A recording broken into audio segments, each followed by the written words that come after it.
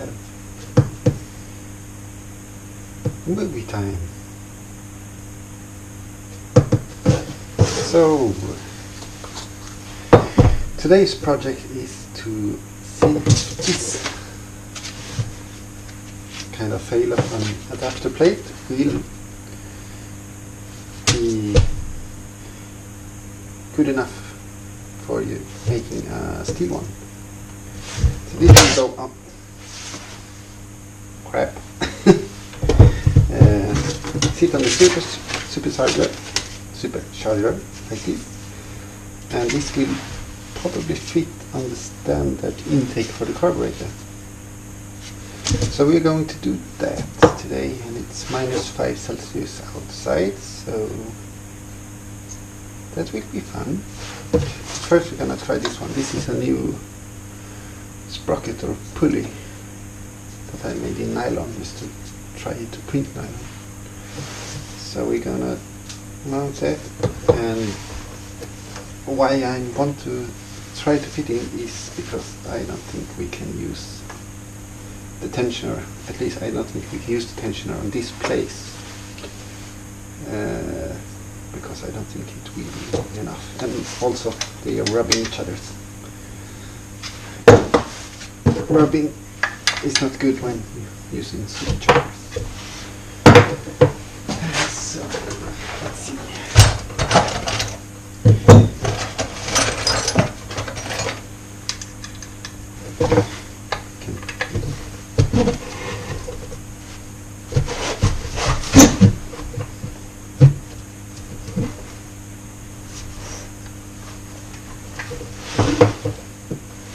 That's good enough.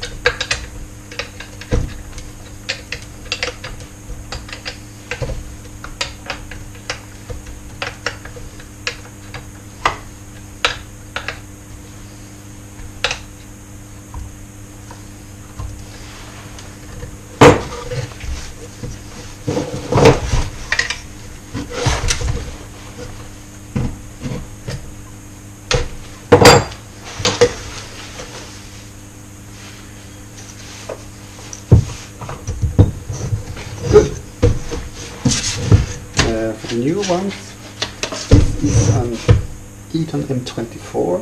It's from the Volkswagen 1.4 liters TFSI engine, or TSI. It's the twin charge.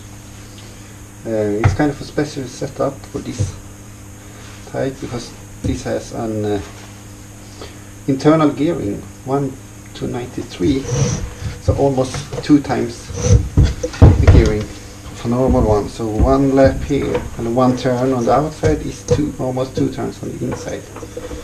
And that is because on the TSI engine this was only functional up to 3,500 RPM. So this was spinning at 17,500 RPM at 3,500 RPM on the engine. So this little charger was producing 1.8 bar of boost at 3,500. And above that they had an electric coupling like on the AC condenser, so they will disconnect the supercharger and the turbo. We do the rest. So that little engine, 1.6 horsepower, had about 160 Newton meters from, I think it is from 1500 to way above 3,500 RPM. So it's a strong little engine, except for the engine, because they broke down and they have now taken it out of production and only running standard turbo setups. This is probably a bit too small for the 1.8 liters EA82 from the Subaru, but I have limited the RPM to 5,650 RPM. That's the maximum horsepower rating we got on the dyno last Friday, so it should be good enough. In the Eton supercharger calculator we will get about 160 or was it 150 newtons and around 105 horsepower, and that's good for me, and it's just for the fun of it, and the sound. And I will change the Hitachi carburetors to this heater. These are two Mikuni TM40 from a snowmobile. You can buy this today in 2-stroke and 4-stroke setup. This is sadly the 2-stroke setup, so I don't have any accelerator pump. So I will have to do some magic getting to don't have it to bog down, but it will probably work good. The snowmobile setup is heated, so I can actually plumb it into the cooling system to get it, so I won't freeze the carburetor. Australians don't have that problem, but here in Sweden we have minus 35, the coldest on the winter, and now it's just minus 5, so that's pretty good. And by doing the same intake, I actually have to do jetting on one carburetor. So one carburetor is I will not touch it, and then I can do the jetting on this one. And I will buy an adjustable main jet, so I don't need to have a load of small jets. I can just screw it out and in. So that would probably work, hopefully. What's more? Yeah, I bought it for $120 and $75 in the scrap heap. There are loads of them. Super. Intake, 3D printed. This is ABS test pipe. This will not work as it is, and I will print in nylon. This from Talman 645 is it called? It's what they say is an industrial standard nylon, which will take gas more or less all alcohols. The only thing it won't take is like acid, and I won't use acid in my engine, hopefully.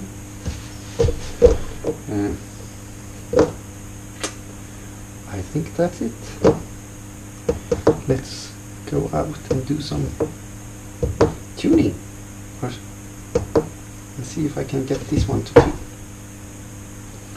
and hopefully not freeze to that. Good. Battery died.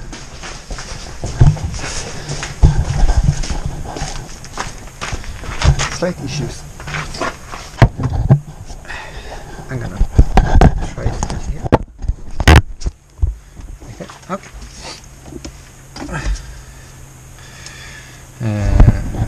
The carburetor flange have an 8-degree angle. I think the whole engine is tilted 8 degrees to the back, so the carburetor is tilted 8 degrees to the front to be straight. So I have to do some type of adapter.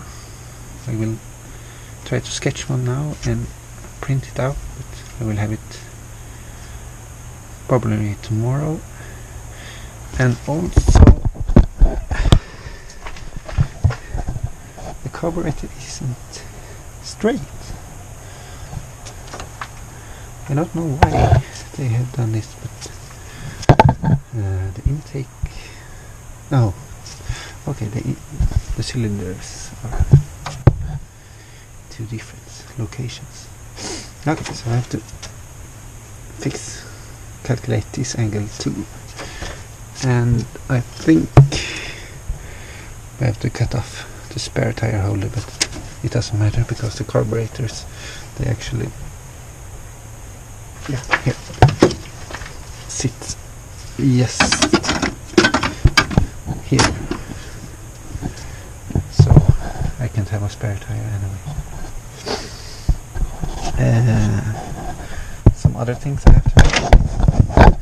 I have talked to a company in the States that's called CB Performance. They are making what they call ignition boxes, programmable ignition boxes, so I can make an own ignition curve that recharge on boost. And there's also one in UK called Eldon Amethyst. It's more or less the same, small differences, but yeah, you can do own curves that will retard the ignition when you get boost. And I have to do that because I can't run E85 if I'm going to drive into Europe, because I don't think they have E85 everywhere like we have here in Sweden. So that's one thing I have to do. They are not expensive. One box is 200. The one is 200 pounds, and the other one is $199. So pretty cheap stuff anyway. And I probably will save that in gasoline, because I can use a much more extreme ignition curve when driving normally. So yeah, some small issues to do. Let's try to find the angle with this one.